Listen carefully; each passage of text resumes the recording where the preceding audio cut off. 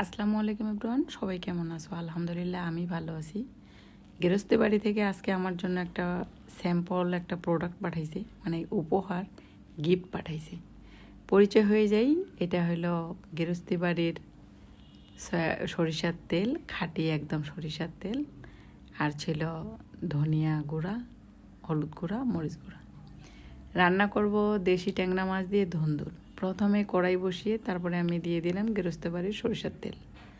তেলটা দেওয়ার পরেই তারপরে আমি পেঁয়াজ দিয়ে দিলাম। পেঁয়াজটা একটু ভাজা হয়ে গেলে তারপরে আমি এটার মধ্যে বাটা মশলা অ্যাড করব। এটার মধ্যে ছিল কাঁচামরিচ, পেঁয়াজ আর রসুন। বাটা মশলাটা দেওয়ার পরে অ্যাড করব আমি হলো গৃহস্থী বাড়ির সেই মরিচ গুঁড়া আর হলুদ গুঁড়া, ধনিয়া গুঁড়া। কালারটা দেওয়ার পরেই তরকারি কালার আসলে অন্যরকম, মানে আর কি একটা চেঞ্জ হয়ে গেছে। অনেক সুন্দর ছিল কালারটা, যা রান্নার পরে বোঝা গেছে যে এটার কালারটা আসলেই এত সুন্দর। তারপরে একটু পানি দিয়ে দেব, এর সাথে আমি লবণও দিয়ে দিছি। এটা ভালোভাবে আমি কষিয়ে নিব। কষিয়ে নেওয়ার পরে একটু ঢেকে দিব, ঢেকে আবারও একটু কষিয়ে নিব। মানে কি মশলা যত কষানো হয় তরকারির টেস্ট ততই বেড়ে যায়। মশলাটা কষানোর পরে আমি দিয়ে দিলাম সেই মাছগুলা। মাছ দেওয়ার পরে এটার পরে আমি ধুন্দুল দিয়ে দিব। দিয়ে এটার মধ্যে আমি কোনো পানি অ্যাড করব না, কারণ ধুন্দুল থেকে পানি বের হয়, তার জন্য এখানে পানি দেব না, ঢেকে দেব। এর মধ্যে আমি দিয়ে দিছি টমেটো। এখন দিয়ে দিব আমি কাঁচামরিচ আর ধনিয়া পাতা। আরও 5 মিনিট ঢেকে রান্না করব, তারপরে আমার রান্নাটা হয়ে যাবে। আসলে তরকারি কালারটা যে এত সুন্দর হয়েছে যা দেখেই বোঝা যাচ্ছে ক্যামেরার মধ্যে। তারপরে আমার তরকারিটা হয়ে গেছে, এটা আমি নামিয়ে নেব। আমি যখন একজন কৃষকের মেয়ে, আমার বাবা কৃষক, এবং কি আমি বাড়ির মশলাটা সবসময় খাওয়ার চেষ্টা করি, হলুদ, মরিচ আর ধনিয়া। এই জন্য আমি জানি মশলার টেস্ট এবং কালার দেখলে বোঝা যায় যে মশলাটা কেমন হবে। যাই হোক, আমি এখন রান্না করব সয়াবিন। আমার ছেলের এটা অনেক পছন্দের। আমার বান্ধবী ইন্ডিয়া গেছিল, সে নিয়ে আসছে, আমাকে গিফট করছে, তার জন্য এটা রান্না করলাম। এটা প্রথমে আমি গরম পানিতে ভিজিয়ে রাখছি, তারপরে ধুয়ে ভালোভাবে পানি চেপে তারপরে আমি একটু তেল দিয়ে ভেজে নিলাম। ভেজে উঠিয়ে নেওয়ার পরে আবারও সেই কড়াইতে তেল দিয়ে দিলাম। দেওয়ার পরে দিয়ে দিলাম কিছু আস্ত মশলা। ওটার মধ্যে ছিল দারচিনি, এলাচ, তেজপাতা, তারপরে পেঁয়াজ কুচি, তারপরে এই যে বাটা মশলা দিয়ে দিলাম। এটার মধ্যেও ছিল পেঁয়াজ, কাঁচামরিচ আর রসুন বাটা, আবার দিয়ে দিলাম আদা রসুন বাটা। সয়াবিনটা একদম মাংসর মতো রান্না করতে হয়।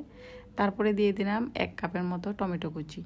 তারপরে দিয়ে দিলাম সেই গৃহস্থী বাড়ির মশলা, হলুদ, মরিচ, লবণ, হলুদ, মরিচ, ধনিয়া এবং লবণ দিয়ে এটা ভালোভাবে কষিয়ে, মানে গ্রেভিটা যখন একটু হবে তখন আমি আলুটা দিয়ে দেব।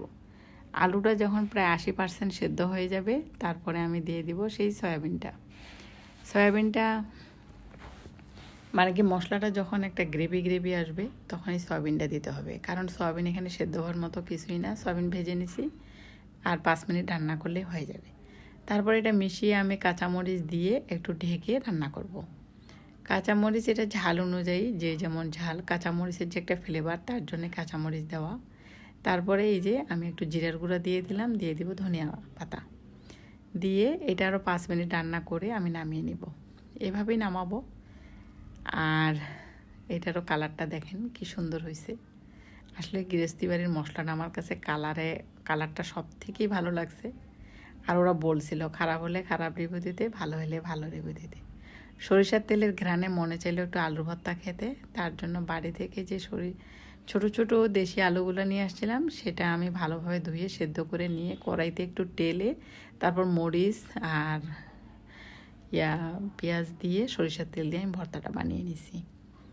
আর তারপরে আমি এর ফাঁকে আবার আরেকটা রান্না করছিলাম, সেটা কচুরলতি, ঢেঁড়স, ওইটা রান্না করছিলাম ইলিশের যে নোনা শুটকিটা, সেটা দিয়া। আজকে দুপুরের আয়োজনে ছিল আলুর ভর্তা আর সয়াবিন, ছিল হলো দেশি ট্যাংরা মাছ, লতি। আলহামদুলিল্লাহ সব কিছুর জন্য আজকে মনে হয়েছে মায়ের হাতের সেই রান্না খাচ্ছি। মা যেমন ছোটোবেলায় হাতে বেটে মশলা করে রান্না করতো, সেই স্বাদটা পাচ্ছি। ধন্যবাদ গৃহস্থ বাড়িকে আমাকে স্যাম্পল পাঠানোর জন্য এবং এত সুন্দর মশলা পাঠানোর জন্য। রান্না করে খাওয়ার পরে আমার পরিবার তো ফিদা হয়ে গেছে গৃহস্থী বাড়ির জন্য। অসংখ্য ধন্যবাদ। গেরস্তে বাড়ি এভাবে এগিয়ে যাক, আর আমাদের সেই পুরোনো দিনের মা খালার রান্নাগুলা আমাদেরকে খাওয়ানোর জন্য ধন্যবাদ।